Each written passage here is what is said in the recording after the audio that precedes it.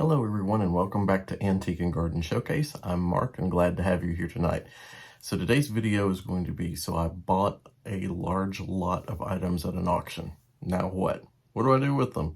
Alright, so we're going to talk about the ways that we can divide up a lot at an auction. Sometimes when you buy just a single item, but a lot of times when you go to some of these auctions, you become the cleanup crew because they'll have a huge lot and it'll have a lot of things that you don't want to get that one thing that you do.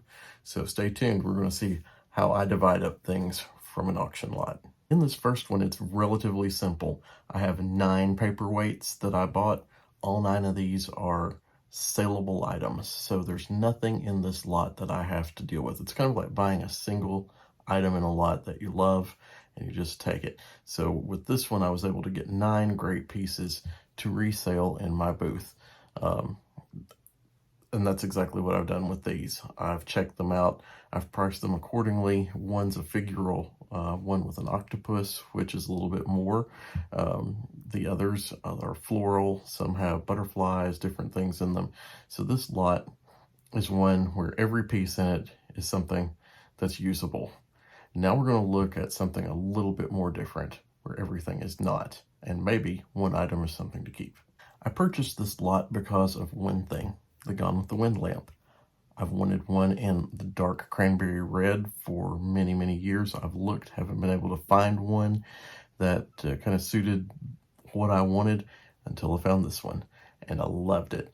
And everything else was just a bonus in this particular lot.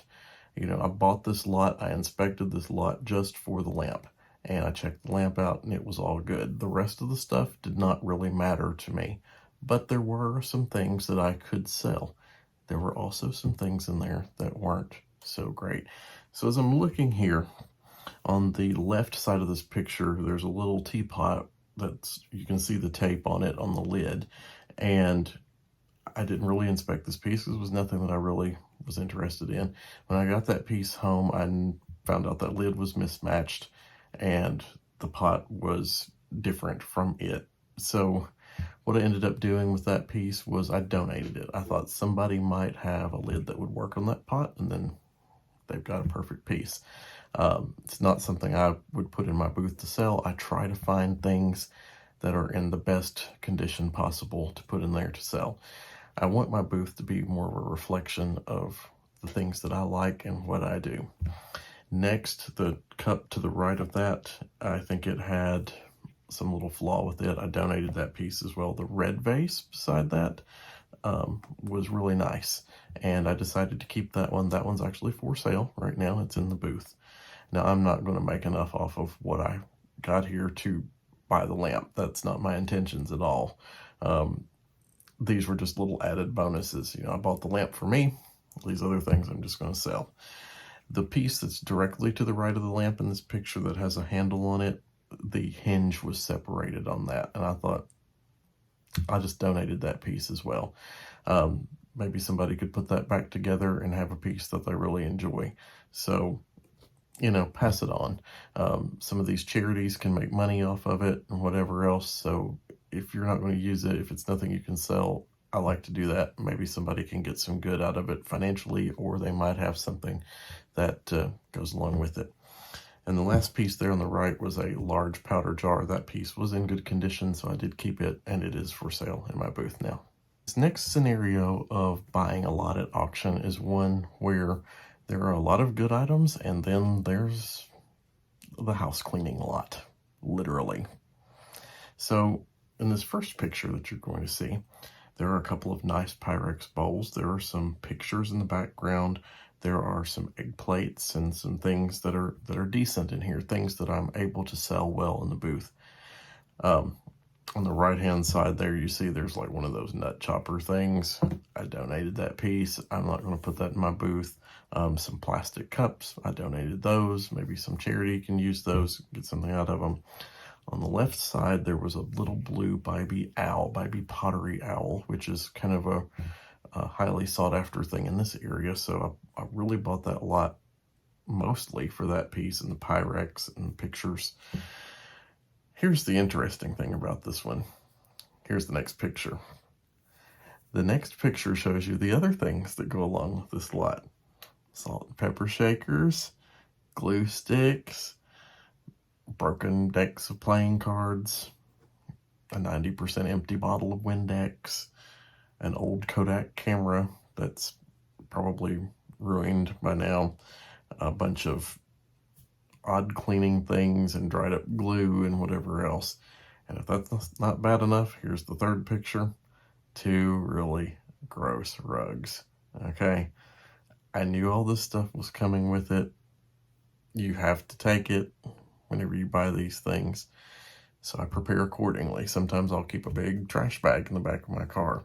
Now you're looking at those 2 rugs thinking, oh, there's nothing wrong with those. They look great. Okay, I don't know, if there's been animals in the house or whatever. I don't know if, where these rugs have been used. And I do know that the backs of them were falling apart and flaking all over the place, and I didn't want them. So immediately chucked them right into a trash bag. Out they went. I don't need that in my life. Don't want to deal with it. Now, I did actually use the stapler and the tape dispenser that was in there. Those were actually items I needed for the booth, so that worked out really well. I have an extra tape dispenser that I can keep in the booth and the stapler over there in a locked up cabinet. That way, if I need to do some work while I'm there, it's there and ready for me. There were some tools in there that I'm just putting back a box of tools, and some point I'll have a tool sale. So there's a nice pair of vice grips and some other things that were in that as well. Let's look at one last scenario here today where most everything in there again was good to sell. As an addendum to this lot though, I did pay more for this one than I probably should have. And the cost per item had to be set higher. Now some things will make that. Other things I'm actually showing a loss on this particular lot. So this was not really the best buy for me.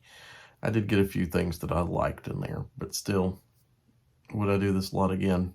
Probably not. This last lot is a different scenario. This is one where the price was right and the product was right, and everything fit well with the booth that I'm building.